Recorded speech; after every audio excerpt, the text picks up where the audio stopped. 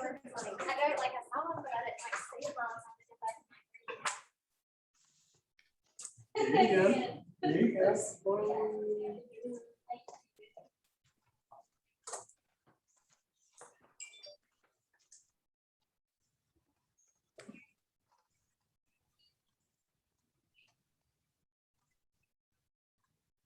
Okay.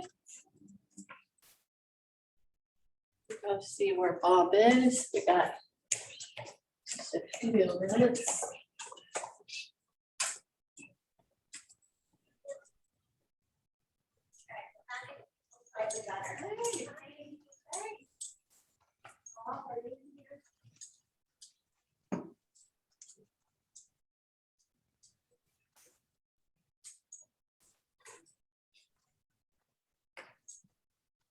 I don't see Bob. Hi, how are you? Good. How are you? I'm doing good, thank you. For those on Zoom, Bob is coming. It'll start shortly. Okay. Hey there.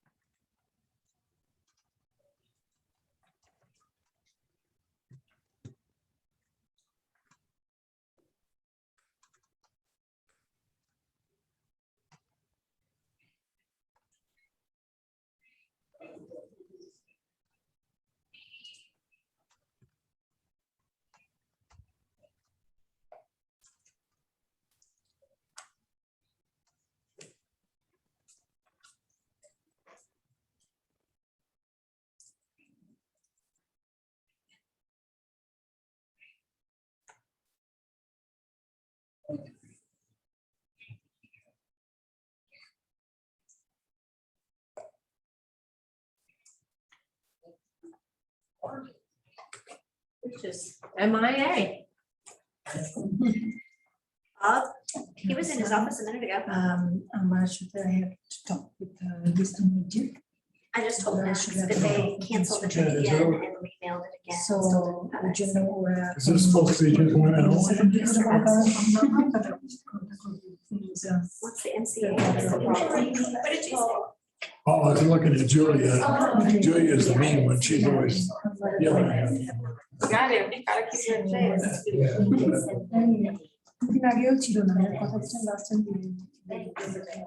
This is the CFTC. So they are keep, particularly. That's what, I mean, that was gonna be my next suggestion. Sometimes we do that, like we Yes. send them the FedEx. We're saying Max. We do. I need to drop it in FedEx. Because she's already, That's you. but she renewed it on Friday. Hello, Zoomers. I think they left you out.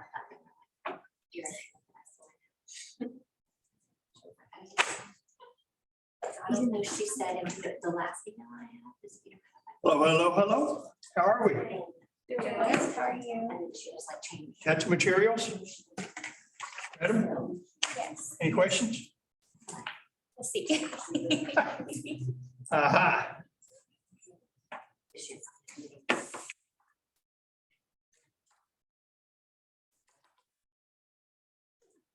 So Zoomers, can you hear me okay? We can hear you, Bob. You hear me okay? Good. And I can hear you. Thank you very much. So Angie's got me all set up. Thank You're all set. You're good to go. I'll shut the door back here. you very much. Be sure and lock it so nobody else can come. That's right. It's shut off. We got all the good people we need. We should have people jumping on here and you're good to go. Thank you very much.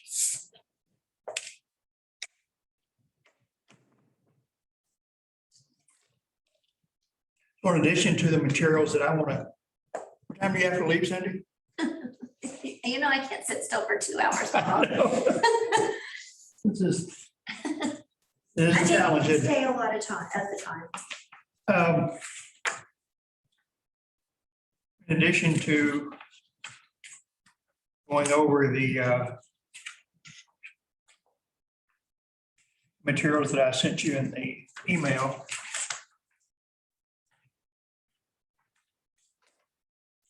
Always want to be respectful of your latest and greatest challenges and situations that you have to deal with. But I do want us to,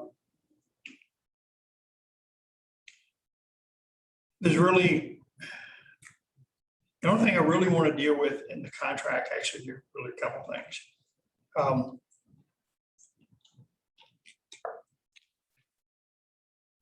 You have the contract there in front of you. On the second page, in paragraph 5, will play into some of our strategies that we're dealing with and some transactions that Cindy had, at least one of them that I'm aware of, that we worked our way through.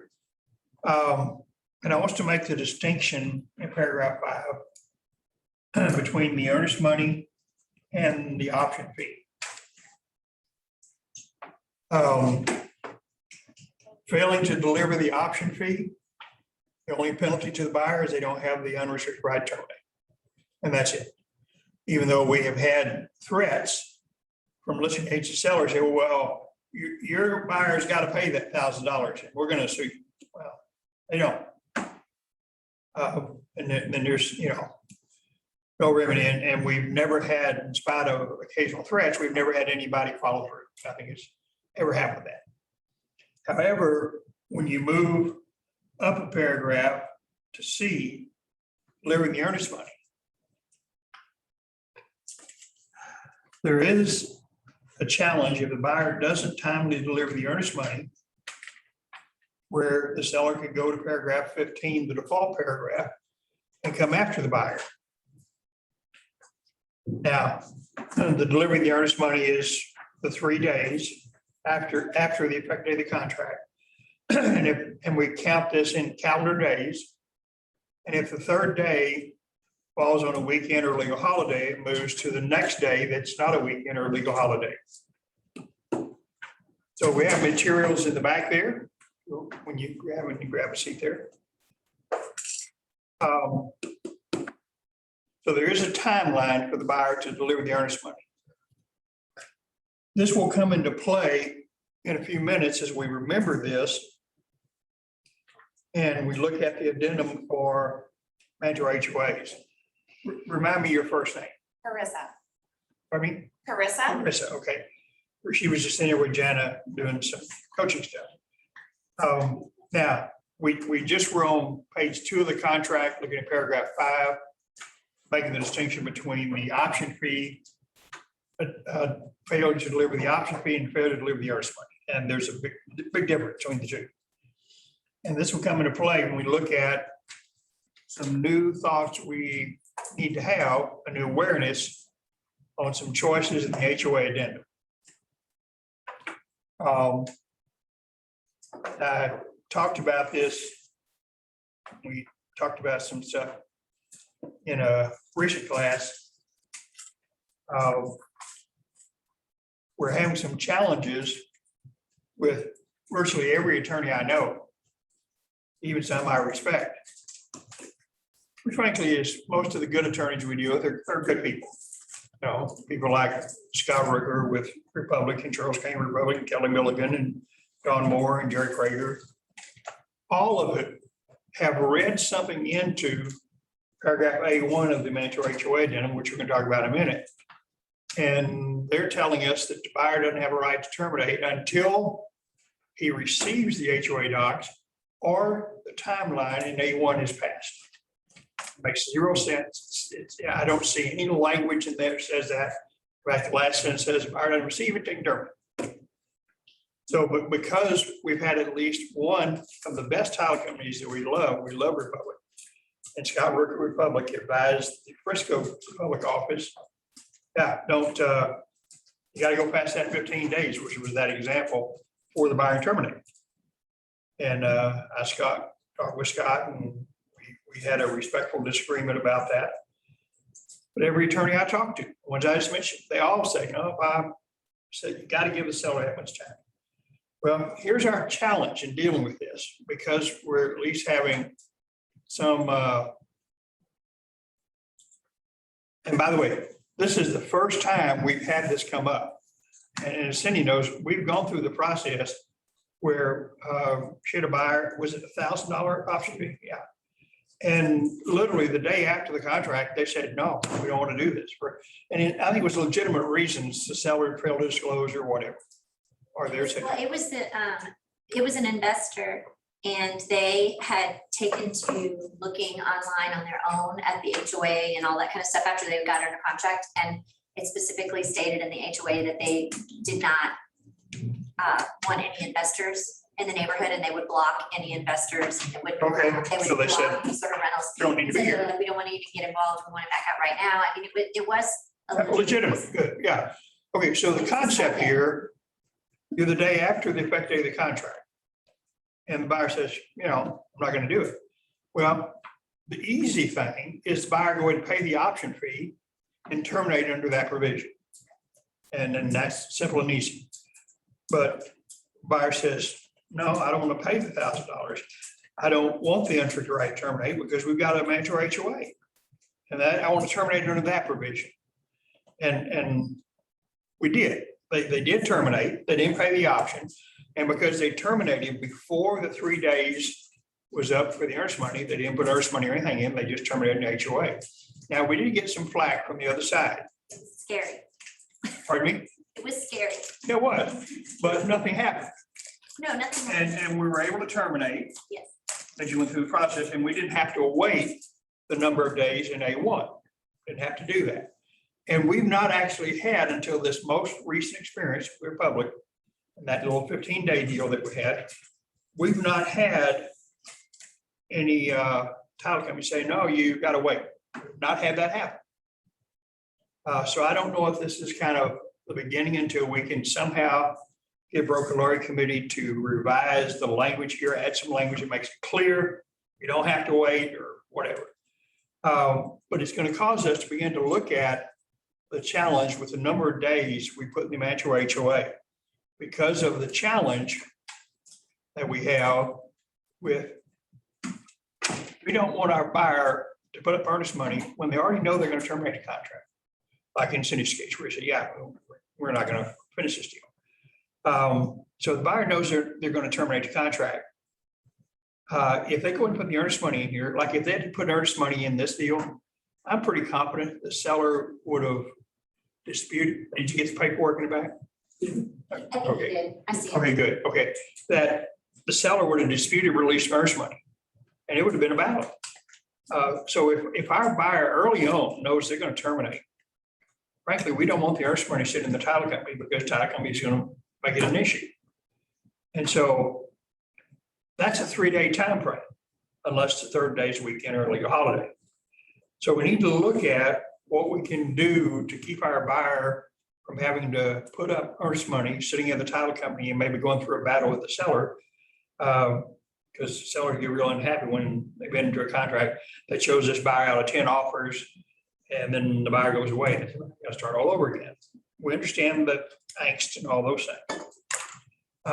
So our challenge here is that one, in this particular case, I don't think we really knew until they got those HOA docs. And also we had only been in contract. They executed the contract at like 11 PM on a Saturday night and we knew by noon on Sunday. I mean, we told them immediately. It wasn't like anything had happened. The title company wasn't open. Because otherwise I probably would have said, you know, in all fairness, if you've waited and you could have done this, then you maybe should pay it. But that's why I was. It was very quick. Yes, it was very fast. Okay, so keeping in mind the two paragraphs we just talked about in paragraph 5 of the contract, the option fee and the earnest money. Let's go ahead and look at the documents you have that should be right past the contract itself. That's dealing with the addendum, mandatory HOA. So you find that in your packet there.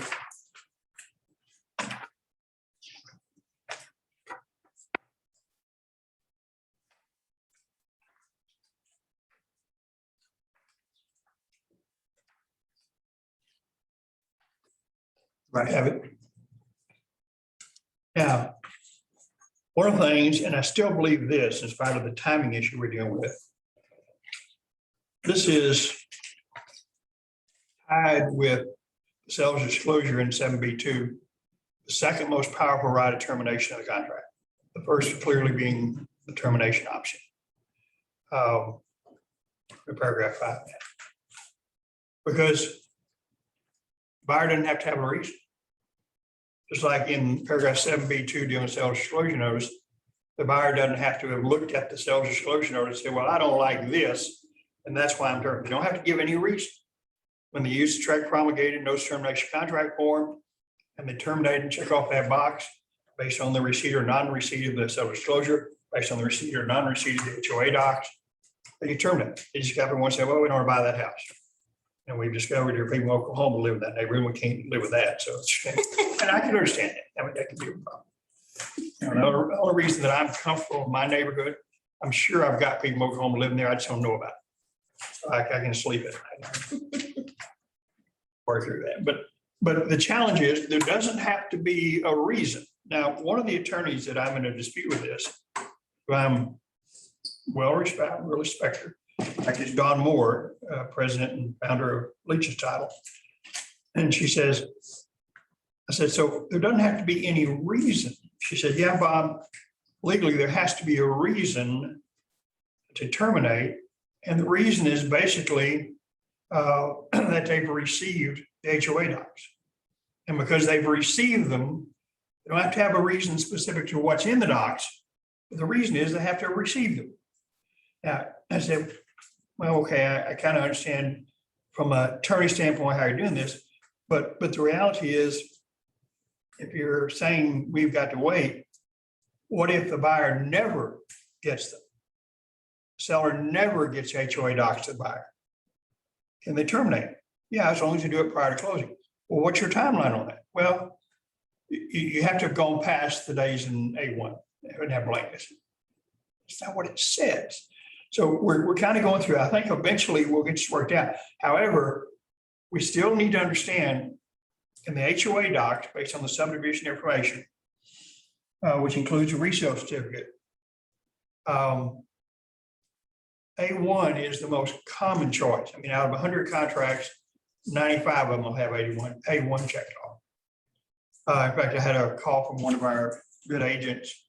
And he had received an offer, said he was a multiple offer situation at the listing. He said, and one of the offers checked off A2. He says, I don't understand that. Well, the challenge, and we're going to talk about A2 and A3 specifically, understand that. But the challenge is because it was something different than the norm, which had been A1, which gives a buyer a right of termination. It affected how he advised his seller to perhaps accept the offer, because it was not what was he had normally experienced. And so anytime we begin to do something that's out of the norm, whatever that is, we have to be prepared to explain it, because the reality is when you look at A2 and A3, both, it's to the seller's advantage. A1 is not to the seller's advantage. There are all kinds of problems with A1 for the seller, and not just dealing with the timing of the termination. So in that particular case, after we talked about it, I said, okay, here's the deal. He said, so why would they do that? I said, well, it is unusual, but here's some of the reasons. Here's what the buyer's thinking. And do that. And he says, well, this sounds like it's good for my seller. Well, it is. I mean, there's still a termination right in there, but it's under different provisions. I said, okay. So now he was able to buy. Now, for other reasons, that seller didn't accept that offer, but at least he understood that choice and it didn't get in the way of what they were going to do. And that's going to be a key, both on the buyer side and the listing side. We need to understand these choices so we can better advise our buyer on other choices here that keep our buyer in control of the transaction based on the Mantro HOA. And for our seller to understand which of these can be really much better for our seller than others. So we're going to make sure that we really kind of understand that. But we still have the clear, powerful right of termination. So if you accept all the attorney's opinion here and you say, okay, as long as our buyer gets an information, everybody's clear when they receive the information. Like if they get it the very next day after the contract, buyer's got 3 days. So if the seller gets that information to the buyer right away, which includes resale certificate, then everybody's clear. Buyer's got 3 days to terminate for any reason. If the seller doesn't get it to them, then theoretically, we got to get past the number of days, which may change. If you're going to select A1, what kind of number of days you're going to put in there. If we're going to say, yeah, okay, the buyer's got to at least wait that. Now, from a sheer logistics standpoint, it makes no sense for a seller to say, whoa, buyer, you can't terminate yet. You got to give me those 10 days or those 15 days. I said, okay, let me make sure I understand this. You got your house off the market.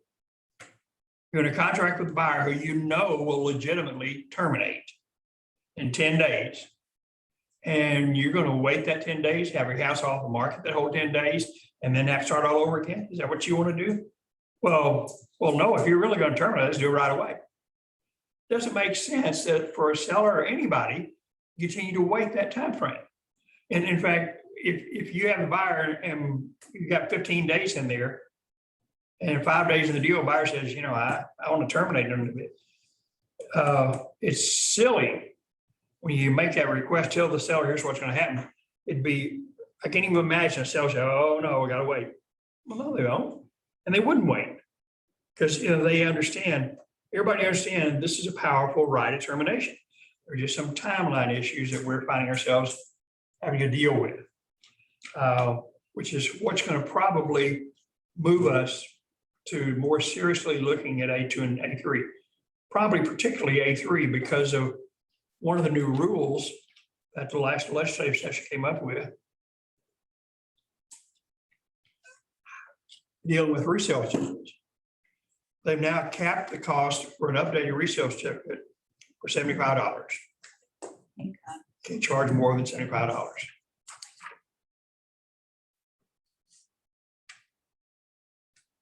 Hello, Jill Broderick, Goodness. our team leader. This is our fine group here, and we've got our fine Zooms people. Can you tell how many Zooms people we have? And this is, if you haven't spent any time with her yet, you need to. This is Jill Broderick, our wonderful team leader. We're so happy to have her here. So we're going through our dilemma with the HOAs and work through that. So as we deal with and work through this, and we're going to select A1 because it's a clear right of termination. We're not going to worry about any of the other thing update, but because of the rules on the updated resale certificate, can't be more than $75. A3 may become a more reasonable thing to do, especially if a listing agent has done their job. If you've got a listing and it's a good piece of property and you expect some activity right away. So where was the HOA addendum in your packet? Was it towards the end? For Jill, was it towards the end of that? It's the second one after the contract. So it was right to after the contract, the major HOA addendum. So in this case, what you'll do for the seller is you'll go ahead and get an updated resale certificate. Have it done, take care of it, pay for it, go through the process. Because that way, this just creates a situation and they go and put it up in MLS. So a buyer's agent can look at that and say, okay, we've got that. So let's consider, you're the buyer's agent, let's consider A3. Because we also would expect the listing agent to put up all the HOA docs, now including the resale certificate. So the buyer has all of that.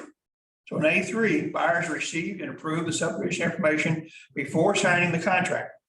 Now, in Cindy's case, they didn't have it until they were already in contract. But if the listing agent had put all that up before they even did anything, option in, they would have had the information, and A3 would have been a great choice for that buyer. And then you check a box, does or does not require an updated resale certificate. How So- long is the resale certificate good for? It's technically good for 6 months. But it's going to depend a little bit on the HOAs. Most HOAs are really at 30 days. You know, legally, you can push them on that. for 6 months. It also comes down to the title company. Title company says, most title companies is 30 or 60 days. They want a resale certificate that's pretty current. Well, on a hot piece of property, timeline won't be a problem. Now, if you got a piece of property that, you know, is going to languish on the market for 4, 5, 6 months, you may not want to do this up front. You may want to do a deal differently. But in changing the laws, one in limiting the cost of the updated resale certificate to $75. And also, the HOA doesn't need a copy of a contract to provide that. We've had problems in the past that the HOA said, well, you know, seller, let's see, we're not going to order this up till we see a copy of the contract. Well, they can't require that. Law changed, law doesn't require that.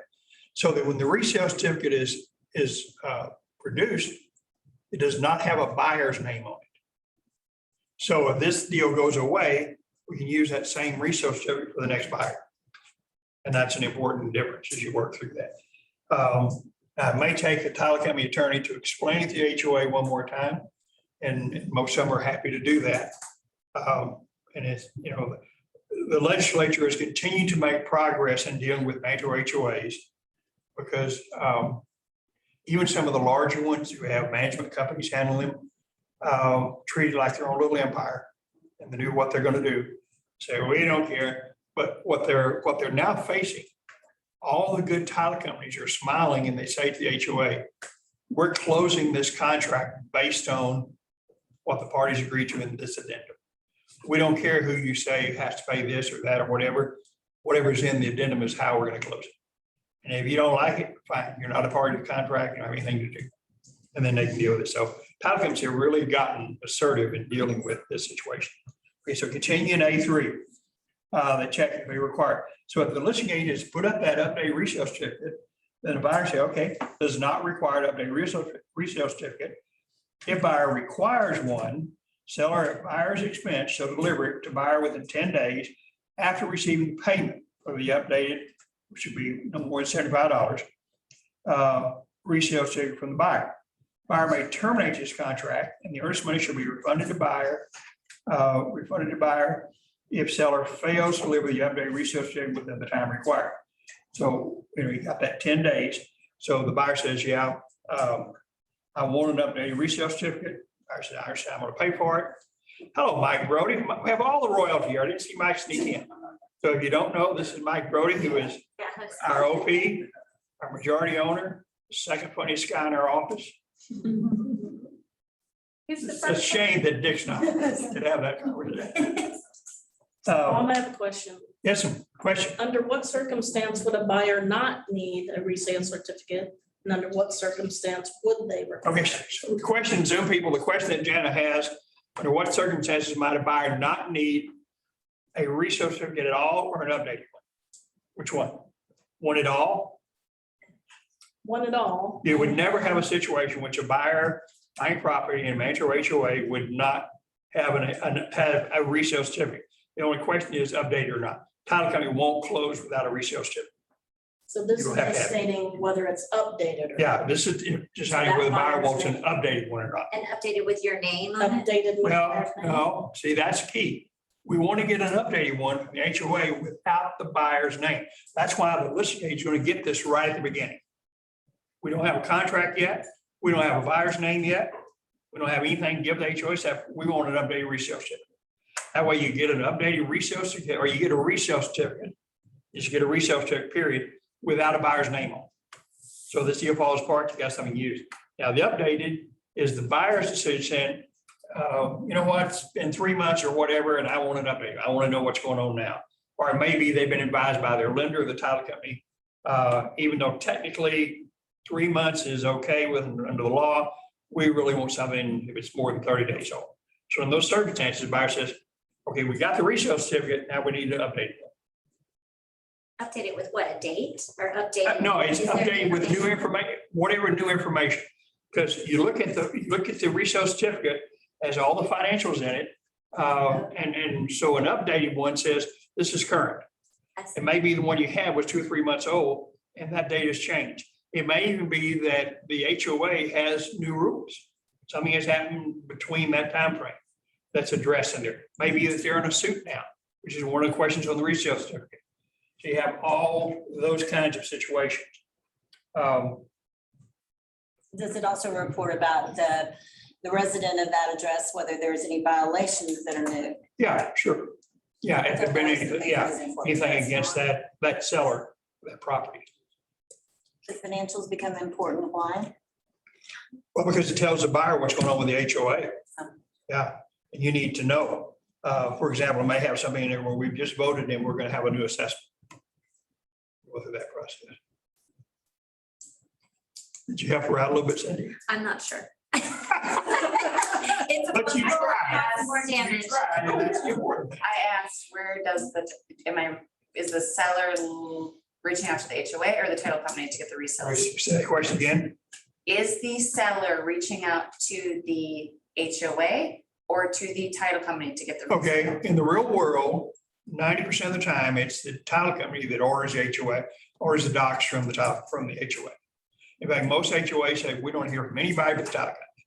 We don't deal, but the law allows the seller through their agent. Their agent can do it or the seller can do it, to order it up in HOA. Now, all your big ones understand that's the law now, you have to do it.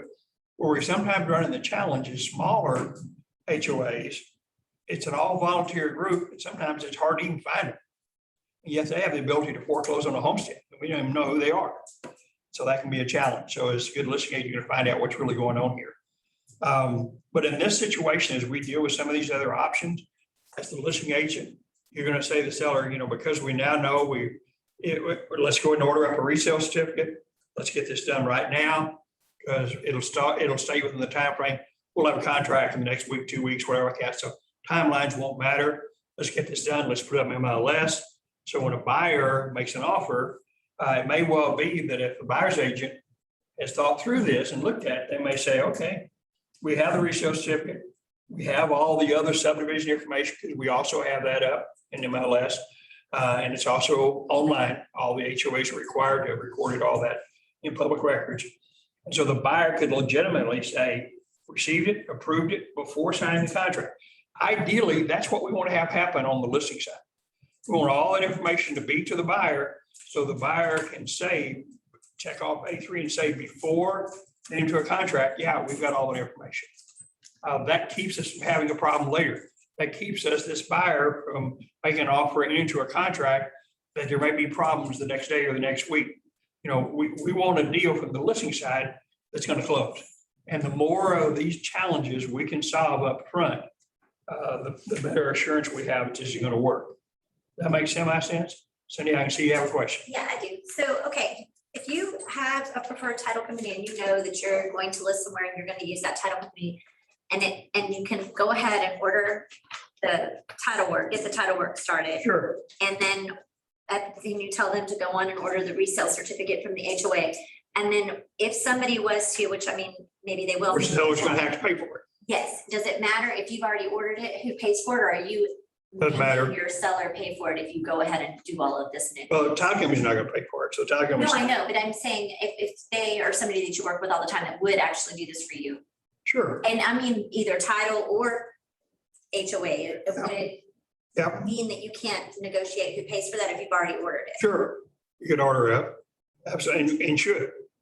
And it comes down to a judgment call on the property. You're making a judgment call based on what you're putting it in the market for, list price, so forth. That there's going to be some immediate action on this property. And we do understand the market's shifting a little bit, slowing down a little bit, certain price ranges, certain areas. So rather than being in a contract over the weekend, it may take you a week. It's terrible. A whole week. Wow. And so, you kind of work through that. But I do think it would be wise, particularly with title companies you work with all the time, to get all that ordered up, get an MLS.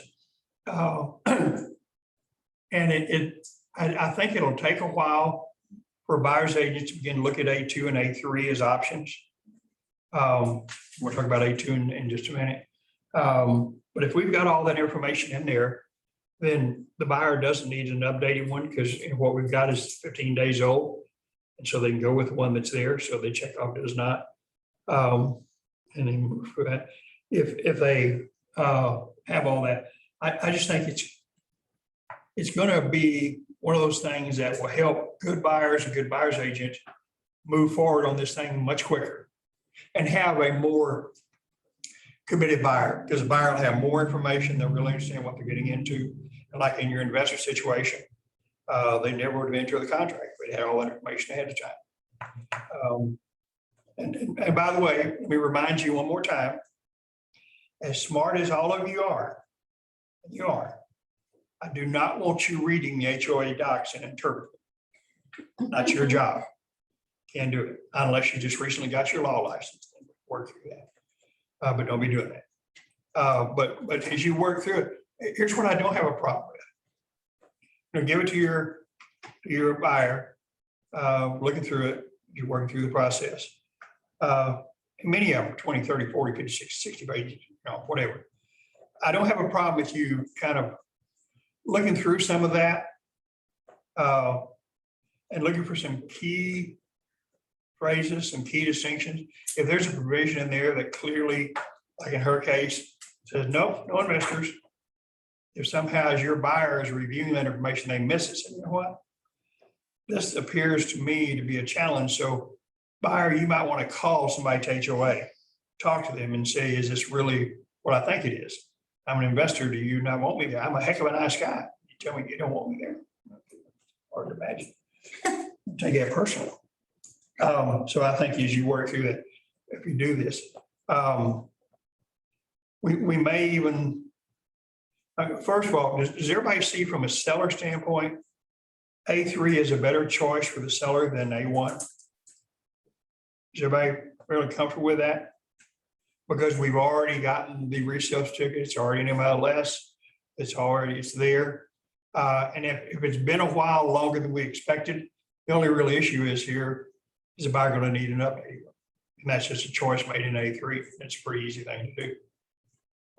And the buyer, they're paying $10,000 more in list price anyway. They shouldn't have a problem with a little additional expense here. Shouldn't be a big deal at all as you kind of work through that. So I think as we work through this, certainly as you have buyers, you may be looking for that information. And if it's not already in MLS, you may, as you're developing a rapport with the listing agent, not lecture them or not get on the camera. Maybe I've done this yet. I don't know where you've been there. Nice. You know what? My buyer was really looking at their choices here. And if they had that resale certificate, had that information, they might make a choice that frankly could be not only to their benefit, but also to your seller's benefit. And see if they're willing to get that information and put it up. Now, the buyer also, the law allows the buyer to also order up a resale certificate. You sometimes have problems with HOAs doing that, but under the law, the buyer has the right to do that. So a buyer says, well, it's not an MLS, they don't have it, but I'd like to have it. If we do that, then we could seriously look at A3. So yeah, let's go ahead and see if we can get one. The buyer may say, you know what, it was going to cost me $75 to have a good choice here, to go through the process, because I was going to pay $1,000 option fee and a lot of earnest money and all that other stuff. So it'd be something you could really consider. So we see some of the things that may happen in A3 from both sides. I think until we get to the point, because in fact, Dawn Moore, who I mentioned a few minutes ago, our lead title, in one of her recent podcasts that she does with, actually recommends in her podcast that A3 be seriously considered by both parties. Because she said, good listing agent should go ahead and order that out, have it done so that A3 can be done.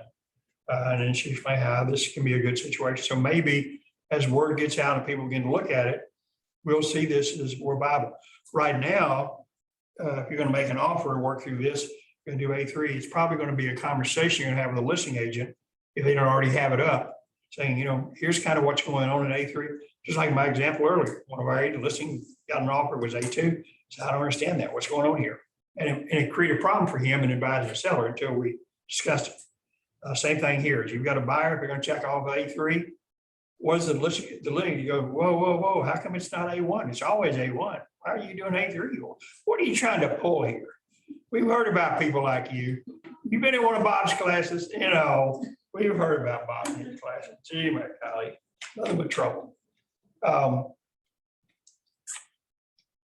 So we see, and when we're looking at this and dealing with this issue, this all gets to a lot of things that are taken care of early on. So we've got more information which may help us in the timing of dealing with earnest money, so we don't have earnest money sitting there and tied up. Now, is everybody good with A3 before we go to A2? A2 is a really odd duck. I've not gotten a good explanation from anybody that I've talked to on Berkeley Law, according to Charles Kramer, who was the co-chair. He just went off. He's no longer on it. I said, so what the heck is going on in A2? He says, well, I said, how'd you guys even make that up? But it's odd. So, you know, when you have a timeline here, and in this timeline, the buyer is going to obtain and pay for and deliver a copy of subdivision information to the seller. So the buyer is going to get this, and whatever this time frame is, they're going to pay for it. So let's say we put 10 days in there, going through the process, and deliver it. Now, if buyer obtains the subdivision information within the time required, not after, but within, buyer may terminate the contract within 3 days after buyer receives the subdivision information or prior to closing, whichever goes first. Now, this puts the buyer in control, because there's no question, if the buyer's going to order it up, buyer's going to pay for it, they've ordered it up, they have it, what do they now have? 3 days to terminate for any reason. So if the buyer says, well, you know what? Here's what I like about A2. I don't have to worry about the seller getting through the 10 days in A1. I've got my timeline in A2, and I have the ability to obtain it, which gives me the ability to control the timing of, I'm sure I hadn't thought about that either, but they were enjoying seeing your back, Tommy. We got to fix Zoom, so we good? Okay. So continue on this. So buyer's in control, timing of this, and then buyer gets it, they can terminate in 3 days after buyer receives it. It's always important to remember, all these timelines, the timelines start after a date. And he says so in the addendums and in the contract, after. So you get it, whenever you get it, at first the day of 3 days is the next day. Has nothing to do with holidays, weekends, it's the next, it's all calendar days. So why does the buyer have to deliver it to the seller? Yeah, my question. Okay, I don't have a good answer for that. And neither does anybody on the Berkeley Road Committee, including the co-chair. We just went off, I said, well, why? I said, well, he said, the best explanation we have for A2 is we had a number of buyers that you said, we want the buyer to be in control of all this. And A2 puts them in control. Now, the price they have to pay is they got to pay for all this. Whereas in A1, the seller's paying for it. So in this case, buyer's paying for it, but they're in total control.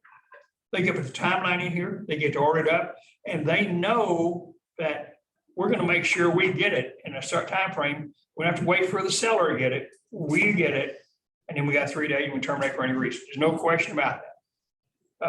So it's kind of a control thing for the buyer, but that was the only good semi-explanation I got. I'm still not sure I buy it. It's such a strange duck. I mean, it really is. It's just an odd duck.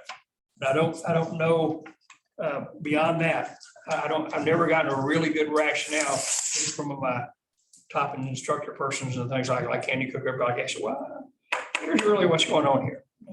I don't know. And somebody else comes up with a really good example or an experience of this. Well, I had a buyer and here's what they did and here's why they did it. Well, I'm open to learning. Let's go through that. So, and terminating and the earnest money refund to buyer. Continuing until that, if buyer, due to factors beyond buyer's control, is not able to obtain the subdivision information within the time required, let's say buyer's got 10 days, buyer may, as buyer's sole remedy, terminate the contract within 3 days after the time required or prior to closing. So after that 10 days, buyer hasn't been able to wasn't the buyer's fault. So the buyer was not able to obtain it. Now, beyond the buyer's control. The only circumstance that I'm aware of and makes any sense, the reason they couldn't obtain it was because of the HOA. The HOA themselves just couldn't get it done in time, or wouldn't get it done in time and didn't respond and whatever. And buyer had no control over that. Buyer says, you know, I've given you 10 days, you didn't do it, we're out here, we're gonna terminate. They work through that. Why would an HOA give HOA documents to a non-resident of the neighborhood? Because they're required under the law. A buyer is allowed to request HOA docs. So they're able to do that. And they fought that, by the way. It took the legislature to change the laws to say, hey, here's the deal.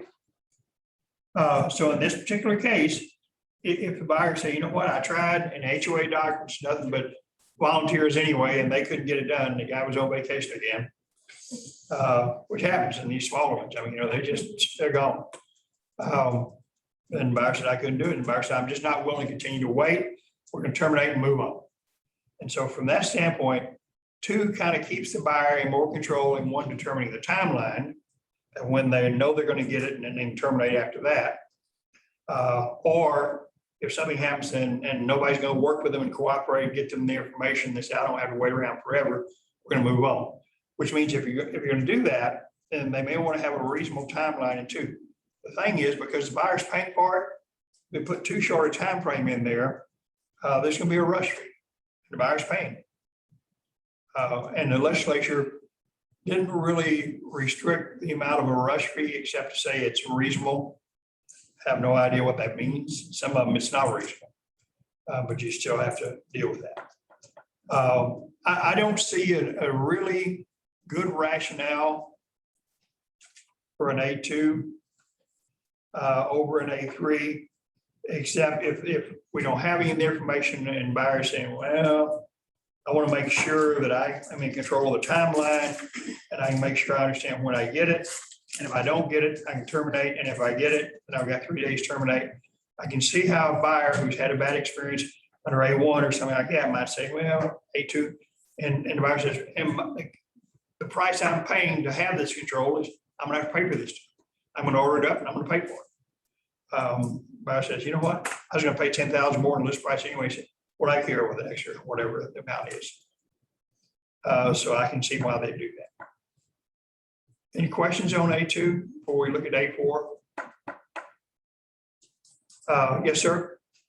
So my trigger is when we get the email from the title company normally that here's all the documents, although I represent the seller.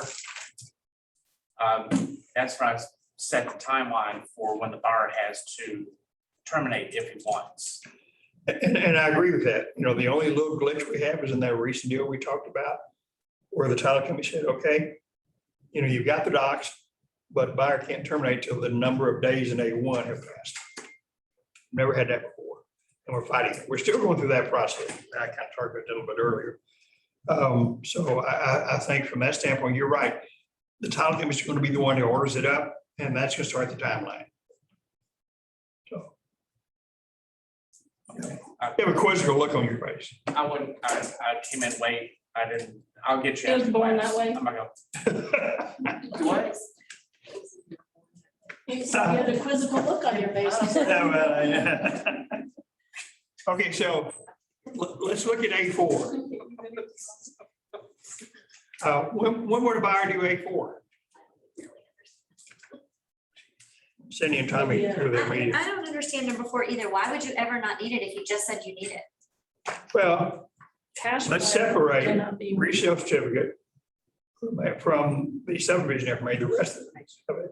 Right, but so if you don't require anything, do you get the resale? Okay, so the buyer may say, and we actually had this.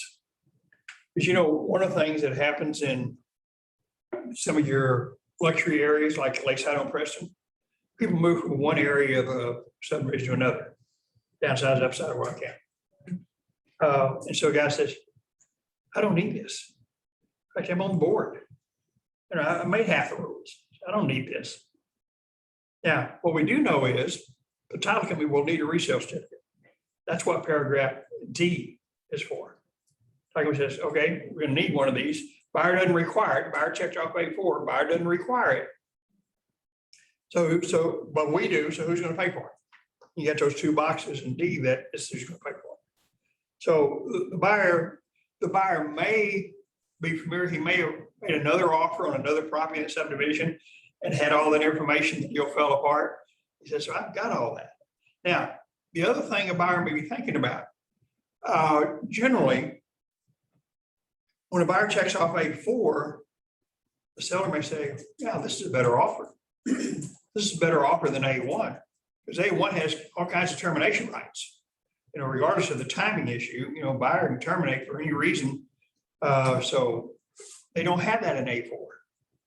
A4, buyer doesn't have any termination rights relating to the HOA docs. All we're dealing with in paragraph D is who's going to pay for the updated, who's going to pay for resale certificate. You got those two boxes, but no termination rights there. So you may need to, when you check off A4, you may have a listing agent says, well, I've never seen that before. What are you guys pulling? I mean, you're waiving the appraisal, you don't have an option period, you're doing A4 here. What's going on? I said, well, my buyer really wants the house and they're incredibly committed. And they're trying to tell your seller, they're not looking for loopholes. They're not looking for ways to get out of this deal. They want to be as committed as you are, as your seller is selling it. So buyer checking off A4, and you may have to explain it to the listing agent. Here's why this is a better deal for your seller than if we checked off A1. Yes, Cindy. Okay, so why wouldn't you then want A4 every time? Why would you even ever want A3? Like if you're providing the subdivision information and MLS, like. No, only the resale. Well, if you have it up there, Okay, if you have it. I mean, if, for example, all the subdivision information is up there, probably including the resale certificate, then, and the buyer has all that information, they could check off A4. If they already got all that. Okay. Now they can do that. Wouldn't even have to worry about A3. But they could do that. The big advantage of A4 on the other choices, it takes away all the buyer's termination rights. But like I said, you may have to explain to a listing agent, hey, here's why this is so good for your seller. Now, your buyer needs to understand what they're giving up, because I can't tell you the number of times we've had transactions which the buyer's circumstances changed, and we're fairly close to closing, and all the other rights had gone, but HOA still was there. And that was the only way the buyer could terminate, and they did. So the buyer needs to understand that you're giving up a very powerful right of termination. And they need to be really comfortable, because things happen, buyer circumstances change, and I say, wow, man. And in some cases, really valid reasons. I mean, even beyond the invest situation, life changes, things happen. In the middle of real estate, life happens. We just kind of work through that. So we understand what's going on there. Now, let's go down to paragraph C, which was the single biggest change in this addendum that they did that became effective mandatory in April 1st. We no longer have a situation where we worry about the HOA saying to the buyer, well, you got to pay capital reserves and no. This is going to close and the buyer owes what's in that blank, in paragraph C, period. And the seller owes everything else. As a listing agent, you'll want to make sure the seller has checked it out and knows what it is you're going to have, because the buyer is typically going to put a minimal amount there. Now, sometimes the buyer ought to think through this. If the buyer's agent can find out what they are, and they find out, well, that's $500. And the buyer to make an attractive offer, and an attractive offer is one that improves the seller's net without affecting the price or any appraisal issues. Buyer may say, let's let the listing agent know that it's our understanding that it's $500 for all these fees like that. And rather than put 100 in here and have the seller pay the rest, we're going to pay the 500. We're going to put 500 in here. Well, that improves the seller's net. And frankly, in some cases, may be better than offering more than a list price, because you're improving their net. Now, you'll have to say to the other people, here's why we're doing that.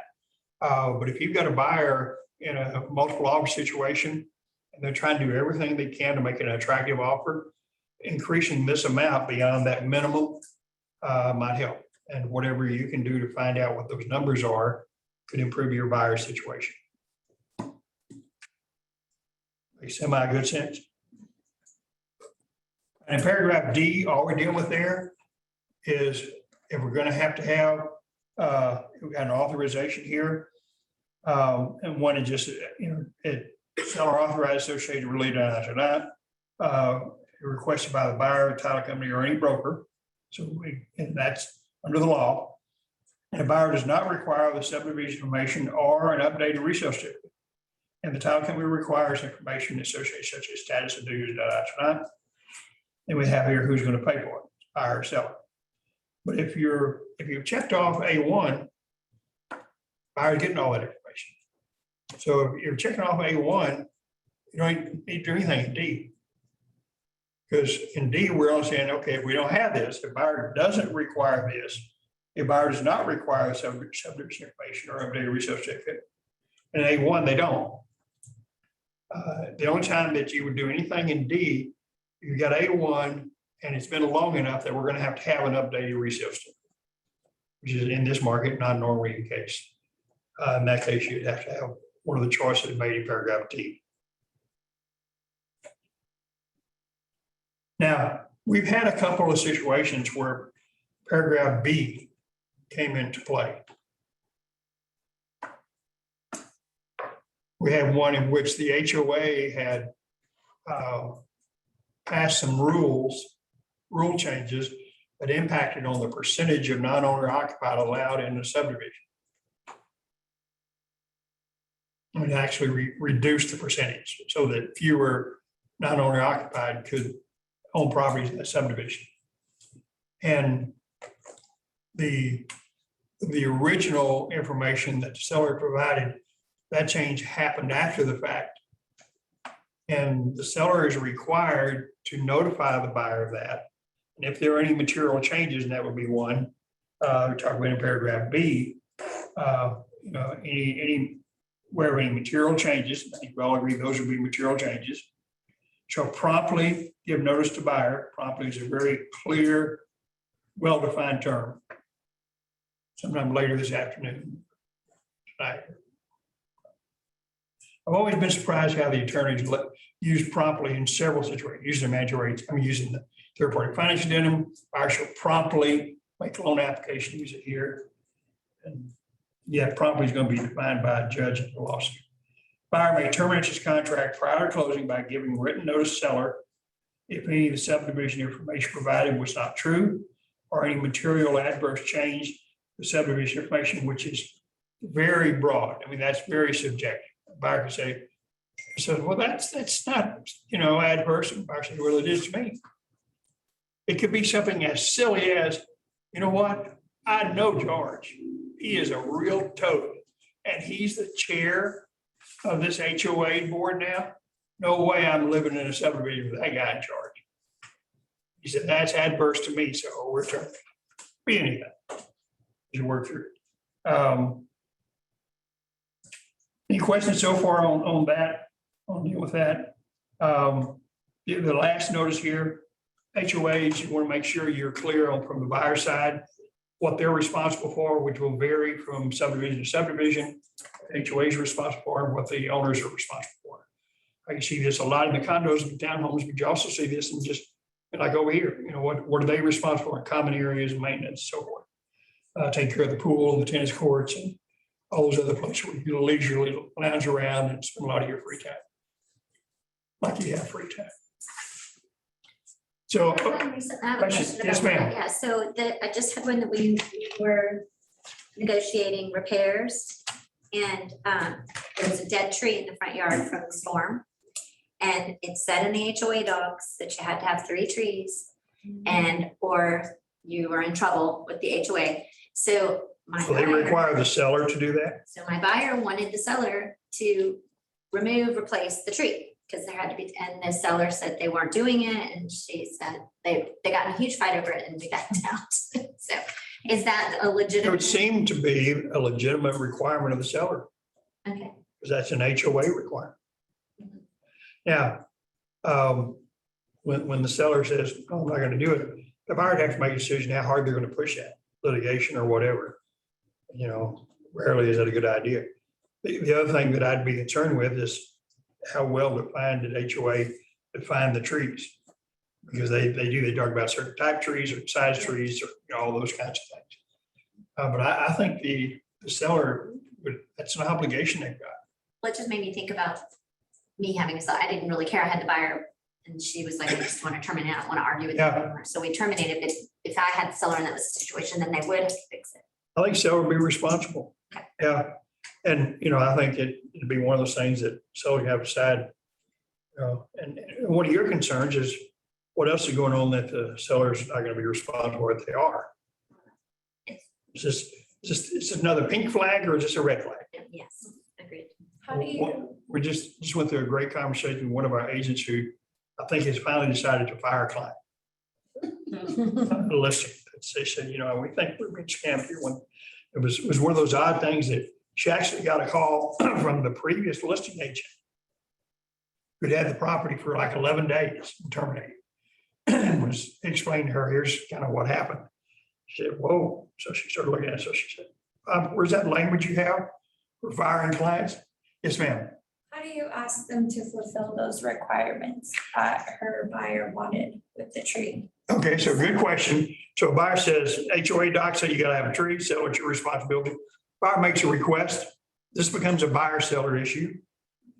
You can't make, except if you want to go through litigation, you can't make the seller. So no, I think that's an HOA requirement. I don't think that's my requirement. I think we sell the house. I think the next owner is gonna have to take care of that. We're not willing to do it. We got a battle between buyer and seller.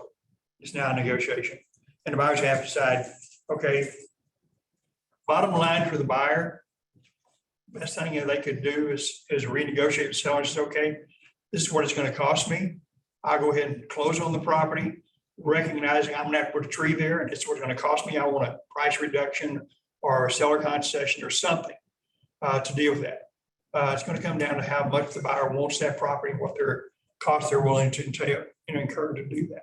Is it a certain form or is it just something that the agents speak to each other? No, it's gonna be the buyer would make the request and an amendment, direct promulgated amendment, and make the request. Now, you could start off with emails between the agents. And we're gonna talk about that little challenge when we get to another form. Hey, Bob, this is Darby over the speaker. I was just going to make a comment. I had a situation recently about shrubs from the storm. And it was really weird because the HOA would not issue a violation because there were buds at the bottom, but they wrote this really weird letter strongly encouraging the shrubs to be replaced. And it was weird because ultimately, my client was like, there are buds at the bottom, we're not doing it, but the buyer did try to push pretty hard on it. But since the seller couldn't issue but since the HOA wouldn't issue a violation specifically, they didn't have to do it. So that, I think part of the challenge with the storm is some of the stuff is super subjective. Some of us listen to Neil Sperry and, everybody's kind of waiting to see what happens. And that's created a problem. Some people listen to Howard Garrett. Right, yeah. But I think it's kind of created a weird thing in a lot of these HOAs. I think this one in particular was one that was really like kind of militant and strict and big on enforcement. But at the end of the day, I guess they talked to their attorney and they couldn't technically issue a violation. So either they finally, based on good legal counsel, decided not to pursue it. Thank you, Tommy. Yes, sir. Under advice of counsel, and we understand how often that can happen. Then it's going to be a decision on the buyer saying, okay, right now, they're not going to do that, but what happens after I buy the house 6 months from now, and they decide under different advice of counsel to come forward? That's a risk the buyer has. So the buyer has to make a decision what they're going to do. But seller, when they're not faced with a violation and they're just faced with a buyer pushing them on it, seller's probably not in breach of contract by failing to do it. So that becomes a little bit of a challenge. What ended up happening in that? My seller didn't do anything. We sent a bunch of documentation showing the buds on the bushes and, and So did the buyer go ahead and buy the house? oh yeah, I mean, it was like right there up to the end, but I think it was one of those things where they knew they didn't have grounds, but they pushed and, kind of to your point, in these multiple offer situations, it's really about how much somebody really wants it. Oh, yeah. That's really what it comes down to. And that's a constant thing. When you've got buyers and things pop up, we see this most commonly in dealing with repairs. and negotiating things to repair amendment. And your buyer sitting there looking at inspection and all those repairs. I mean, you know, you've got the experience, you've seen the inspection reports, but the buyer looks at the inspection report and they go, my gosh, this house is gonna fall down any minute now. Wow, what's going on here? I think it should be condemned. But you need to help the buyer say, okay, the decision you gotta make, how much you want the house. Under what conditions you're willing to say, you know what? I'll walk away from this deal if these repairs can't be made. And that's a priority decision for your buyer. And you just advise and say, okay, that's how the buyer needs to think about it. Ultimately, when a buyer's gonna buy a piece of property, they need to think about how they want to own the property, how they want to live in the property, and what things get in the way of them being able to live in the property, own the property, and for it to do the things they want. And what's it worth to them for that to happen? And they've got to make that decision. And frankly, most buyers don't think about it like that. So you'll have to help them think about it like that and work through it. It makes semi-sense. Very quickly, you got the PID addendum, the new PID addendum. We're going through some challenges with different experiences on PIDs, on even where PIDs are and where you get the information, and sellers knowing there's a PID or not a PID, or there was a PID that just started 3 years ago, wasn't there before. Who was it? It said something about a PID, and the PID was there, but they weren't charging anything. There was no cost. Hadn't charged anything, but there's a PID there. The buyer needs to know there's a PID there, even though right now they haven't been charging the owner of the property or anything. Well, that could change next week. Could change after your buyer bought the property. So we're having some challenges in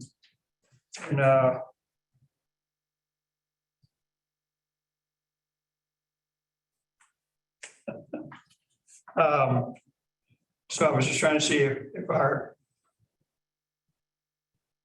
track attorneys have some new information on this. We were told there's some things that are going to show up on track website deal with PID information, but we haven't seen that yet. She's saying right now, there's not any specific information on the website, but maybe there will be. So the form itself turns out to be very simple. When you look, does everybody see the addendum? You all have the addendum there? Was that a yes, Bob? Okay. Well, I see. So evidently all the PID information is on their individual PID website. So just going down to the blanks, first blank, and dealing with the name of the municipality or county. And this is simple. And you see these several blanks deal with this. If the property is in a city, then it's a city council. You're just talking about the city council of Little Elm or city council of whatever it is, whatever city it's in. There's a PID in a particular city, PID in Prosper, then that's city council Prosper. That Prosper is that. If it's out in the county, then it's whatever the county is, Collin County, Denton County, whatever. So that's what you're going to put there. We're good with that? Okay. And then as you have on every addendum, you'll have the property address at the top because it'll say concerning the following property, which will tie it to the contract for that property. So you'll have that on every addendum. And then you're obligated to pay assessments to, here again, the municipality or the county, whichever is appropriate, for the cost portion of public improvements, undertaking benefit of, the name of the PID goes in that blank. And then created under, in our area, it's a chapter 372. There are two chapters. There's a 382 and a 372. The only place in the state that you have 382 is down around San Antonio, Bear County and that. Everywhere else in the state, it's 372. So you'll always put in chapter 372 unless you're doing a property in San Antonio. And it'll be 382. Here it's going to be under 372. Work through that. So a municipality or service plan. Assessment may be obtained from the point man. So it's a fairly straightforward, simple little thing. Complicated. Our biggest challenge is simply getting information from the PIDs and making sure we really got what we're dealing with there. So everything else, we talks about municipality or county, just put whichever one appropriate is. If it's in a city, put their city there. If it's in a county, just whatever the county is. And everybody has to sign off on it. So this should happen before buyer and seller in the contract. And then the notice is also done at closing. Now, this addendum, it doesn't have to be used if the PID, and many of the PIDs do, they've got their own notice form that they provide to the seller that you can give to the buyer, and that'd be sufficient. We still having a challenge with some builders whose sales reps are not advising the buyers about a PID. But in the closing docs with that builder, in that big stack of closing papers, there'll be the notice. Buyers aren't paying attention to that. But it'll be there, and they'll have it in later when they get the bill and say, "Oh, what do you mean I've got $3,500 charged for a PID? What the heck is a PID?" And go through that. So would it be wise if you're the listing agent to have this filled out and loaded up in the MLS? Yes, it is good. You should do this. You should have all the information. You can do it for your seller. Even Trex says, yeah, this is not like a seller's disclosure where the seller has to do it entirely. Yeah, it's factual information. So whatever county, it's whatever city, it's chapter 372. You got the dollars from the PID. You can put all that in there, have your seller sign off on it, put an MLS. Jen, a good idea. You should do that. Cynthia, you almost looked like you had a question. You were really close to having a question. Okay, good. Okay, so any questions on this addendum? Now, there are a couple of quick things I want to touch on before I hit on my heartache form. Really, we got to work on this last one. Dealing with this new offer. I've got, you've got an addendum for backup contract. Thank you very much, Joe. Thank you for being in class. Awesome job. Thank you very much. The addendum for backup contract. Hey, Bob, it's Adrian. I Who's have this? a question. Adrian Leonard. Hello, Adrian. How are you? I'm good. How are you doing? You know what? I'm in a room full of realtors, both live and virtual, so I'm having a good day. Awesome. My question back on the PID is if the seller pays the complete amount, does that transfer to the buyer that they don't have to pay anymore? That is a great question, and we don't know the answer. And it happens both ways. Buyer buys property, he sees the amount, he says, well, I'm not going to pay it out over 20 years. I'll pay it all up front right now. Then he turns around and sells the property in 3 years. Does he get anything back? We don't know. We're working on trying to get somebody to define for us what happens here. It would make sense that a buyer should get a proration here. They pay for 20, they do own other prorations, which might be addressed in paragraph 13, the proration paragraph. But that's a great question. And I would encourage you, Adriana, to do the research along with everybody else here. Talk to your people that are in the know about things and find a good answer. And if we can get enough people to come up with the same answer, then we'll have an answer. But, you know, that's a great question. I'm sorry, we don't have an answer. We really Okay. don't. I don't know what'll happen. Okay, well, And thanks. it's one of those challenges when your seller says, okay, I paid this up front, so do I get any back? You say, you know what, we don't know. Why don't you talk to the PID or talk to a title company and say, well, we've been through this and here's what happened. So that'd be a great thing to find out. And then you will put together a report and send it to us, right? Gotcha. Okay, thank you very much. Thanks so much. Thank you. So backup contract. One of the things that we, because of what's happening in the marketplace with transactions falling apart, sometimes very quickly, sometimes later in the deal, your buyer who misses out on something and they made a great offer, if they can get that seller to enter into a backup contract with them, they're first in line when that first deal falls apart. And the only cost to your buyer, you're gonna split up the option fee. If you were gonna pay $200, you're gonna pay $10 now, $190 on the amended effective date. So your buyer just got in first in line when this other deal falls apart for $10.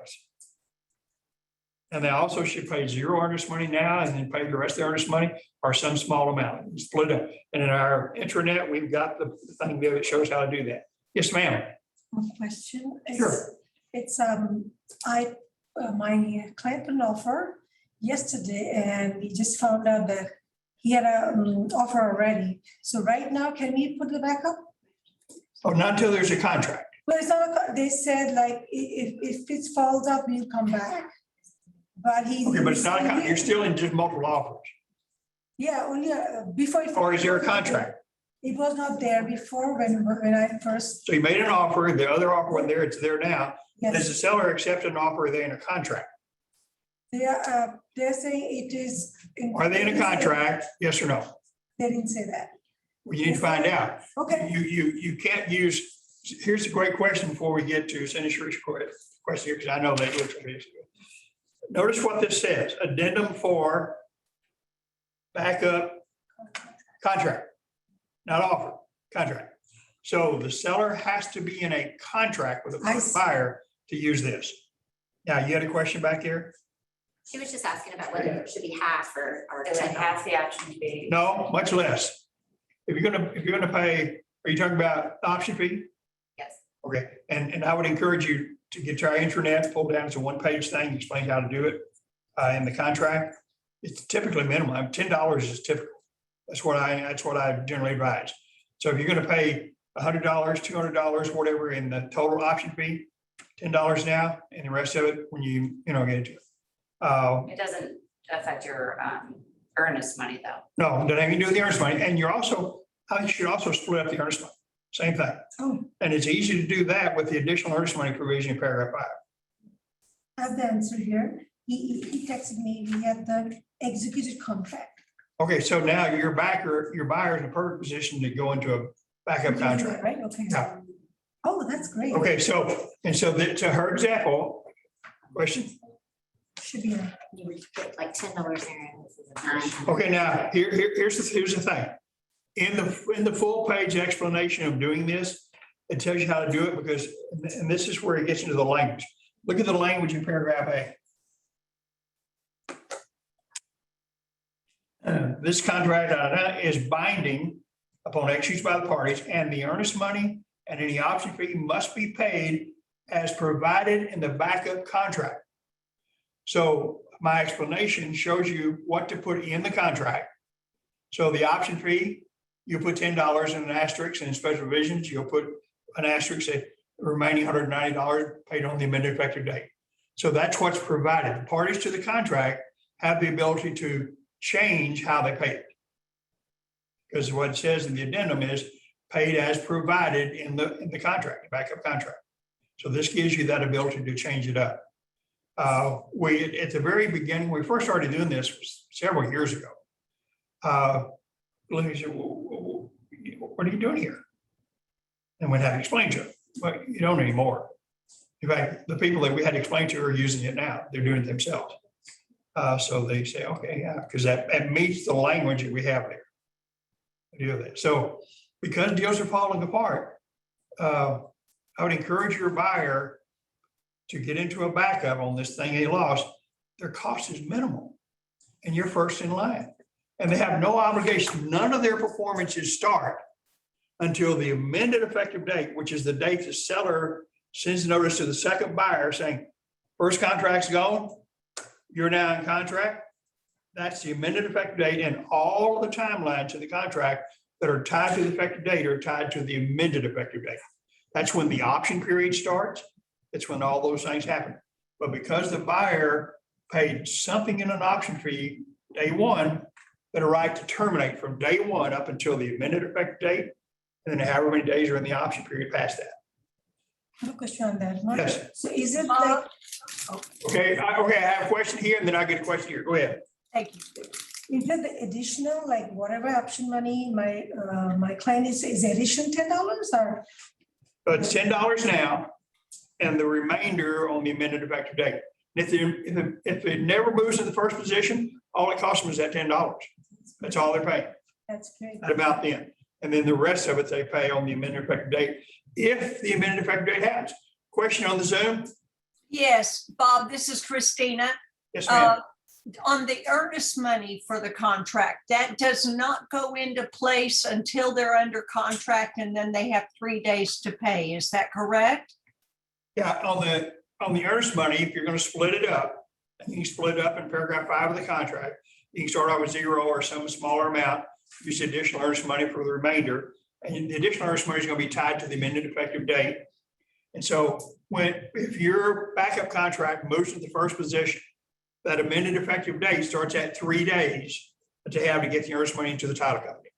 So Great, thank you. in that number of days. Pardon me? Put 3 in that number of days. No. For the additional earnest money? No. The 3 days is the timeline. If you move into first position, then you now have the amended effective date. Then the timeline for the earnest money to the title company is 3 days, is tied to the effective date, which is now tied to the amended effective date. What you're going to put in the contract, so everybody go to the contract. And I would encourage you to go into our intranet and pull up that one-page thing that explains how to do this. It's really good. So in paragraph 5, page 2 of the contract, where we first start off paragraph 5A, and you put a dollar amount in there as earnest money, and then the next thing is the option fee. So the earnest money, remember, the earnest money can be 0. Not the consideration for a contract, can be 0. Or you can put some smaller, let's say you're going to put $5,000 in earnest money. You can put $100 here. So you put $100 here, and then after that, so as earnest money, and then A1, buyer shall deliver additional earnest money of, that's when you can deal with the rest of the other 4,900, especially within, and then what you're gonna put there is you're gonna put an asterisk, and special, maybe a double asterisk, and special provision say that it's gonna be a number of days tied to the amended effective date. So the number of days, or whatever it is, that you're gonna, the amended effective date, that's where you put those number of days. The 3 days is dealing with paragraph C here, delivery of the earnest money. Now, while we're doing this, in a backup contract, you need to also take a look at, in the contract, on page 5 of the contract, the closing date. If you're in a backup, you may not move into the first position until a day before the first one was going to close. It finally just went away a day before the first one was going to close. Well, if you put the closing date of the first contract in paragraph 9A, what are you going to do? Get all your stuff done in one day? Remember, nothing has started. You haven't done inspections, you haven't done financing, you haven't done anything until the amended effective date. So what you put in here is 20 days after the amended effective date, or 30, whatever you think your timeline is, based on what your buyer's lender says, what your buyer's service says. So you're going to tie this to the amended effective date. So if it's going to be 20 days or for 20 days after the amended effective date. If you just put a date in here, what happens if that date hits and then you have to perform at that point in time? You can't. So instead of a date, I'll just put. You put a phrase in there, 20 days after the amended effective date. So you don't put a date in there. Do we see kind of the backup contract? Really, really encourage you to use the backup contract addendum because so many deals have fallen apart. Cynthia? Could you help me understand the ethics? I know this is a really dumb question, but it's fine. When you do a multiple offer situation, you've always taught us that you must let everyone know that it's multiple offer when it becomes, if you told one. The seller's you told permission. all. Thank you. Thank you. Thanks for being here. Welcome. With the seller's, it's not fair to the first person that's put an offer in if they want to improve it, right?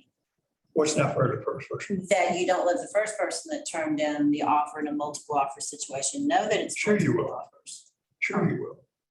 Why would you not let the first person? That's what I'm saying. That's why you do it. You would let everybody know. You would let You let everybody anybody know, you'll let everybody know. Exactly. But in a backup contract, you don't have to tell the offer. Yeah, okay, so the seller in a contract with the first buyer accepts a backup. He is not required to tell the buyer, the first buyer, that he's got a backup. That's confidential. There's no requirement to do that. Oh, And there should not be a requirement. The seller should make the decision under advice of their agent. Because at some point in time, it may be to the seller's advantage to say to the first buyer, you know what, I'm not doing all these repairs you asked for. And by the way, I got a backup better than yours anyway. So if you want to go away, have a nice day. Seller gets to make the decision. The law does not require the seller to give up that confidential information. So this was prior to this big hot market. And this was an expensive property that hadn't been touched in 20 years. So it was in terrible shape. The agent, she was just, Buyer's agent, listing agent.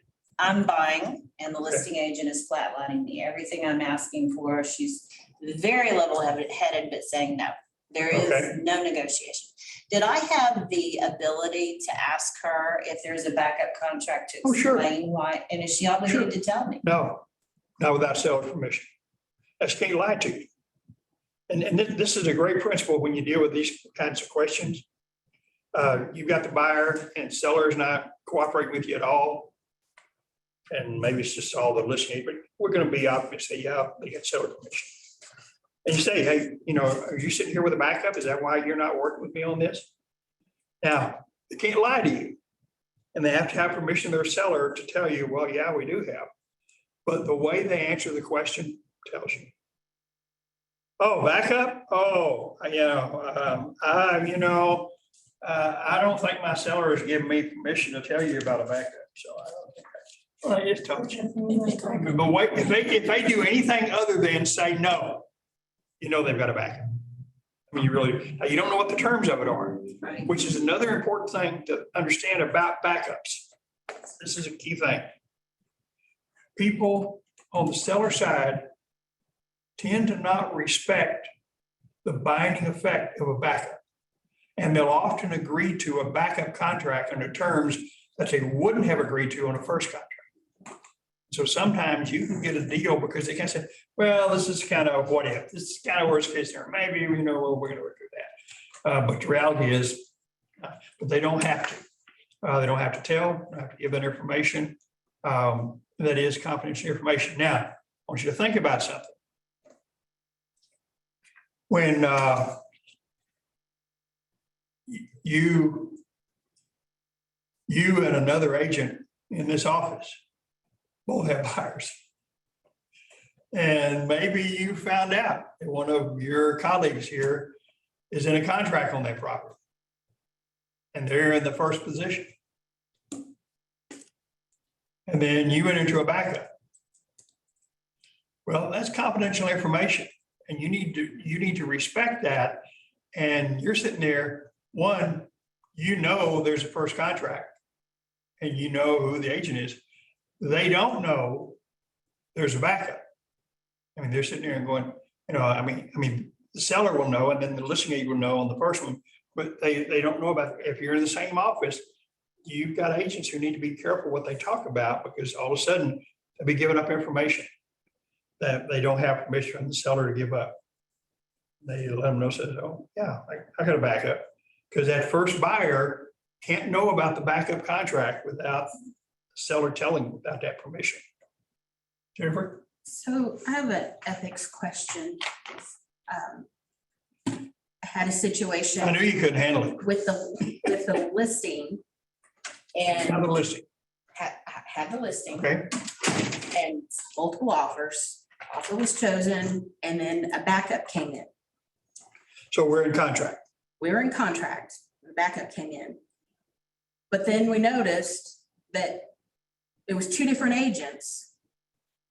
But the Two different agents on the backup. buyers, two different agents for two different, the one that we were in contract with, and then the one that was negotiating to be a backup. They were two separate agents, but they used the same transaction coordinator. And the backup was clearly better than the primary contract. We felt really uncomfortable because we're like, You had the seller? we had the seller. We felt this was really awkward. And we were like, we don't have any obligation to tell the first buyer that we were in contract with But it just felt very weird and. Well, this awkward. brings up a couple of issue points. One, transaction coordinators need to understand their obligation of confidentiality. They can't be telling the other agent about the other deal. And we have that conversation. Seller also doesn't have any termination rights unless the buyer just doesn't deliver the nursery in time. So while this second one is clearly much better, what it does is it gives the seller some leverage to not negotiate repairs, hoping this first contract will go away. And if from the seller standpoint, you're sitting there going, you just hope that the transaction coordinator understands their duties and their confidentiality. So that can create a challenge. Where did you have the information on the transaction coordinator? That was through emails coming in. Okay, because it's not in the contract. It wasn't in the contract. And that was part of the confusion, was it was like we kept getting emails about the two different contracts from the same transaction coordinator. And so then it was If like. I were a wait a minute. listing agent in a case like that, I'd probably have a very respectful conversation with the transaction coordinator. So you do understand you owe confidentiality to your two agents. One cannot know about the other without permission of the seller. You may have to say something like that to him. Where you really get into a challenge, if you want to get dicey on this, is a transaction coordinator is a transaction coordinator for a team. And both agents on both contracts are in the same team. Still confidentiality reigns. Well, it was all very murky in this because both sets of buyers and the seller all knew each other. They were all friends. Oh, you know, you That do. just- So it got real interesting. So we're sitting there, one of our fine agents, and they've got the seller. And one of our other fine agents has the buyer. And they get in contract, move forward, and then there's some kind of things going on. And they discover that the wife buyer is having an affair with the seller husband. Oh, my God. And we're gonna go, well, I wonder how many people know about this. Do the other spouses know about this? How's this working through in the transaction? And then make matters worse, because the wife buyer, seller husband, buyer's agent, it's a female, was having an affair with the seller buyer, the husband buyer. I'm going, yeah, you know, is this paid place or something? It's just things that just go into the real world. We just, you know, I don't even know how people make this stuff up. It's all gonna be in my book. I'm gonna leave names out to protect the guilty. For your backup contract, do you have to submit it with your contract, or you can do it after they don't accept your offer on your first contract? Yeah, so if I understand the question, a multiple offer, your buyer didn't win. As soon as you know there's a first contract, then sit down with your buyer. You may want to revise your backup offer. And because, I mean, in all seriousness, many agents and sellers don't pay attention. They say, well, we got this great contract. It's all cash, going to close in 7 days. Yeah, just kind of in case, let's just go ahead and do this one. Now your buyer might want to make the same one if it was a really good one. But once we know there's a backup first contract, do it right away. Because other buyers agents are understanding the importance of this, and we're finding multiple backup contract offers made on properties that are in contract. And sometimes, if you weren't in on the original and you're looking at properties and you're looking at properties that just recently went under the contract, it was probably your buyer likes, go and make a backup offer. Because your risk is so minimal and you're in control. I mean, you're that first person in line. And when it happens and you get to call them and listen, hey, great news, first contract went away, then your buyer has the time frame and the option period to decide if they want to move forward or not. I say, well, you said, I'm in 3 backup contracts. I wonder which one I want to stay with. Do whatever they want to do. So I have a question. Yes. I already, made an offer. So now with the backup offer, I have to submit again the whole thing? Say that again. We already made. You already made it, so, Made offer, yes. okay, so it's in first contract now, you need to make a new offer.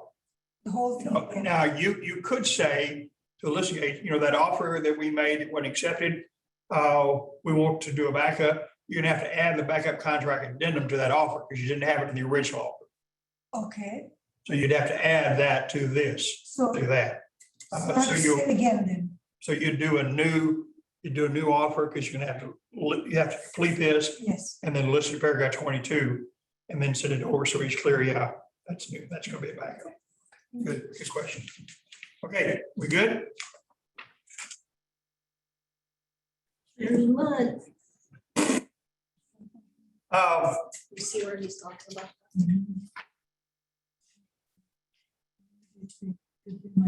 The opposite.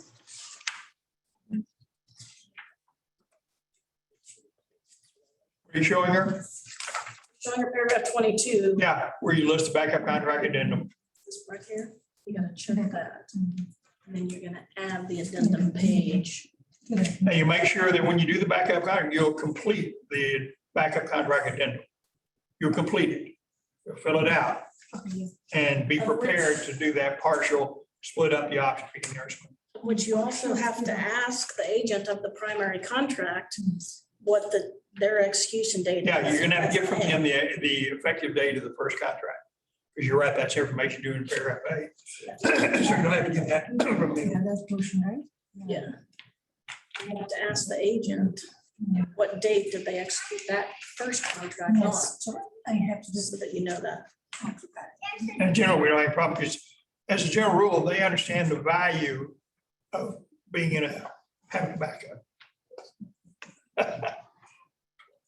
Cute kid. Future agent.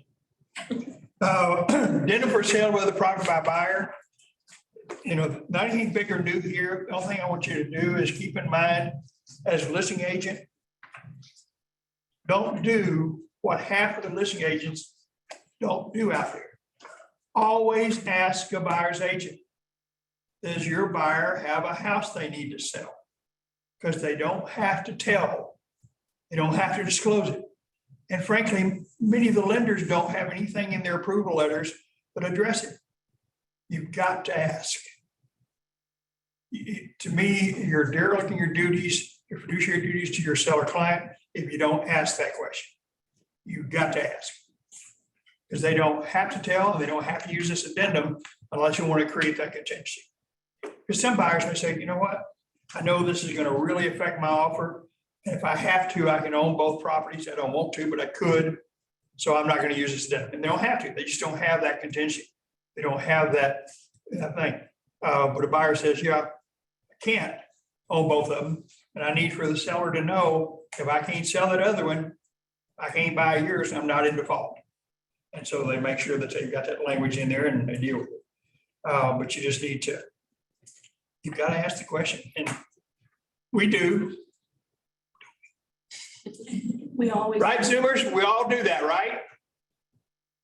That's Bob. Okay.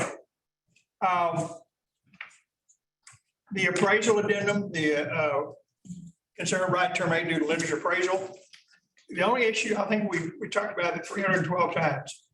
The only thing that we really need to make sure we're clear about here, that one, cannot use it on FHA and VA, can only use it on conventional. And all you're dealing with is the appraisal, not any other lender underwriting requirements. So every other lender underwriting requirements in paragraph 2B of the third-party financing addendum, all of those are still alive and well. Those are still important contingencies. The only contingency that goes away with this is the appraisal. Now, number 3, which I'm beginning to see used more than it was earlier. So I don't know where number 3 is. Buyers who are putting large down payments and want to stay in control of the contract will check off number 3. Now, they need to understand they're going to have a reasonable time frame so they get an appraisal. And they would almost always put the sales price in 3I. It keeps the buyer in control. So if the lender says, well, you're putting a very large down and it didn't appraise for the sales price, but it's still is sufficient value to act as collateral, so we're gonna do the deal. When the buyer checks all three, he says, no, you're not. I'm terminating, and I get to terminate because the buyer is in control rather than their lender, because especially if you got a big lender, Bank of America, Quicken, Chase, people like that, if it's sufficient value for collateral for the loan, they're gonna make the loan whether you want to or not. I said, I don't want to do it. That's too bad. You lose. So make sure you understand what's going on there and the value of number three. I'm seeing number three used for buyers who are putting large down payments. Yeah, that's not clicking. So if they're putting down a large payment, let's Okay, say, I'll give you an example of what actually happened here. $400,000 sales price. Okay. Buyer was putting 200,000 down. okay, Property appraised for 390. Okay. Not the sales price. Buyer said, I don't want to do the deal. I don't want to pay 400,000 for a property that's only worth 390. Mayor said, doesn't matter. You're only borrowing 200,000. right, $390,000 appraised value. This property is totally sufficient collateral for that. We're going to loan it all day long. We'll do that loan all day long. Now, if the buyer had checked off number three, buyer said to the lender, you know what? No, you're not. I'm terminating the contract. And I have a right because I've checked off number three. And I put 400,000 here. It didn't appraise for 400,000. Appraised for 390. The buyer could terminate the contract. So if a buyer's putting a large down, sometimes a large down could be 20%. The buyer says, I want to be in control, especially if they're using one of the big lenders. Big lenders don't care what the buyer wants to do. They want to make a loan. And if there's, because remember, the only question the buyer, that the lender is asking when they do the appraisal, is it of sufficient value to act as collateral for the loan? Well, appraised for 390, loan is 200,000. Lender says, we'll do that all day long. I said, well, I don't want to do it. What the buyer really wanted to do was have the ability to renegotiate with the seller for a better price. That's an example, actual monetary example of how number three would help a buyer. Makes semi-sense? We kind of semi-good with that? Now, this is the thing that keeps me awake at night. And I understand the challenge when you're negotiating back and forth, multiple offers, and you're trying to save some time and trying to get everything worked out and get the deals. And you do a lot of emails back and forth. And it causes problems because people think you're in a contract. You're the listing agent and you send back and you say, well, the seller says this, this, and this.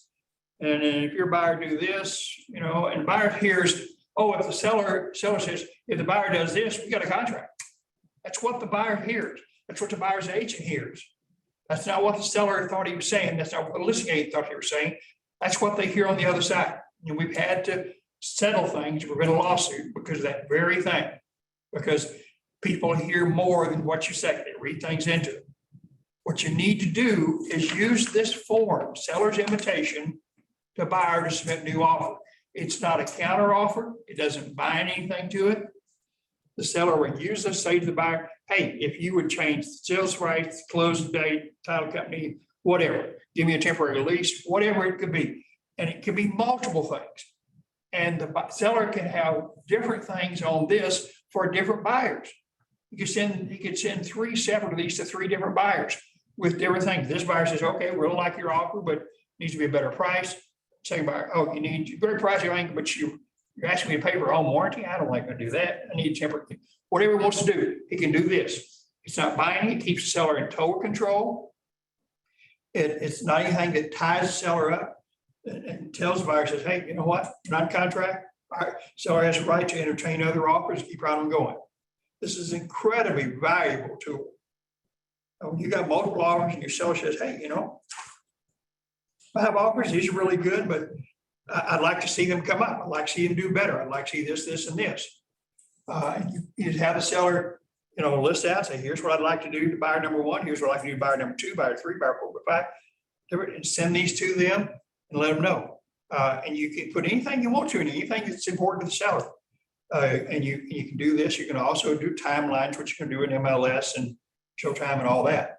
But this is a very valuable tool. Now, what this really helps the buyer and the seller's agent understand, all this conversation back and forth is just conversation. Can't be a contract. If you're trying to save some time and going through the process, and then you're gonna finally eventually do this, every time you have a conversation, and heaven help us if you're doing an email or text, make sure you have language in there that says, right now, here's kind of what my seller is looking for, but doesn't mean if your buyer accepts it, we got a contract. We don't have a contract. I can't buy them. You gotta have some language in there. Take an email. You should already have that language in your email says, I don't have the ability to buy my client to a contract. Because we're still having problems and people, how absolutely emotional buyers get in multiple offers. They've already lost 3 deals and they just definitely need this deal. And they think you've got a contract and buyer's agents, and they're wrong to do it. But when the listing agent says, well, if you do this, this, and this all looks great. The buyer say, oh, great. Tell their buyer, hey, if you do this, this, and this. I said, okay, I'll do that. They said, no, my buyer said they'll do that. So I said, okay, great. Listing agent said, okay, great. And the buyer's agent said to their buyer, good deal. We got a contract. We're in great. You got the house. Good luck there. You don't. Because why? You don't have a contract. What you've got is conversation. What you've got is you're in the offering process. Offer, counter offer. And especially if you're the seller, when you finally get to that point where when you do this, you're going back and forth, and your seller actually ends up making a counter offer. We sent this out to a buyer number 2, and buyer number 2 makes all the changes in the contract form and the offer, making the offer. And the seller, well, I like this and this, and then the seller makes a counter on that contract form. But remember, they only do it with one buyer. So they make a counter. And then after they made the counter and the buyer has the counter for the seller, what happens? Often another better offer comes in. Great offer. Seller says, wow, man, I got to take this. I can't. That's even better than this other one. Even for all the stuff we've counted on. It's better than I ever thought. Hello, mate. So before the seller does anything with this other better, greater offer, what do they have to do? Withdraw their counter offer. We've got a withdrawal of offer form. So does Texas Realtors. They're both good forms. But you've got to, in writing, withdraw that before you get communication from the buyer's agents that we have a contract. Because once we have that communication, your seller's in contract. Because they made a written counter, signed off on it, went through that process. Now, one of the little things that sometimes helps, as who you have on the other side, when your seller makes a counter, don't sign it. Seller doesn't sign it. It's only a counter offer, the seller signs it. But it has information in there that tells the buyer, yeah, seller would like to do this. By the way, that's what we do on a reverse offer. We've got a buyer customer who really wants to represent themselves, but they really don't know how to make an offer. Then you represent the seller, make a reverse offer, saying, here are all the things from the seller perspective they'd like to do, but this reverse offer is not signed by the seller. Just has all the points in the offer that the seller wants. Send it to the buyer, says, okay, here's what the seller wants to do. Notice the seller hadn't signed it. So if you like it, if you accept any of this, if you want to change some of it, do that, send it back. I'll present it to the seller. We'll see what we're going to do. That keeps your client in control, because the biggest risk, and we just had this, well, I say just 2 months ago, we had a seller countered on 2 buyers. And both buyers accepted. Our seller was in 2 contracts. You can't do that. No, you can't. I tell my sellers, you have to pick one One. and go with it. Yeah. If it doesn't work out. then And sometimes things happen for a lot of different reasons. The listing agent thought that one of them was dead, thought it had gone away. It hadn't. Was still alive, still there. And got accepted. And the listing agent, I had a heart attack when the listing agent got phone calls from 2 buyers. Like, oh, I really look forward to working with you. Really glad our buyer and seller have it. What were you talking about? Well, we're in a contract. Our buyer signed off on everything. We communicated to you. We're going to take it to the title company. Oops. Because nobody was happy, including, and both contracts were with the same title company. Just kept going, one thing and after one thing and after. And so the seller finally had to negotiate with the two buyers and buy one of them out. Now, Listening had help. Listening allowed it to happen, it should have happened. But things happen. Some, good people do things, they get in a hurry, and they don't do that thing that I keep trying to help everybody remember. Slow down. Zoom people, slow down. Because when you're going too fast, you forget, you skip steps, you move down through the process, creates challenge. You gotta slow down, gotta work through that process. So please, in your process, trying to save time, going back and forth, please use this submit new offer form. It's a great form. It's not a counter offer, keeps your seller in control, work through the process. Any questions on these forms as we work through and dealing with all these good things here? I have another one, sorry, I keep asking. Let's go. Go ahead. So in the DocuSign, all the documents are now the new ones? Yeah, DocuSign has all the new, and now, I'm glad you brought that up. Particularly if you're the listing agent, we're getting offers on the old form. You need to notice that. You need to make sure that you count on a big, and somebody just said, well, there's no PID involved, so what does it matter? Well, the only substantial change in the forms is in paragraph 6E7 dealing with the PID. That's the only substantial change in there.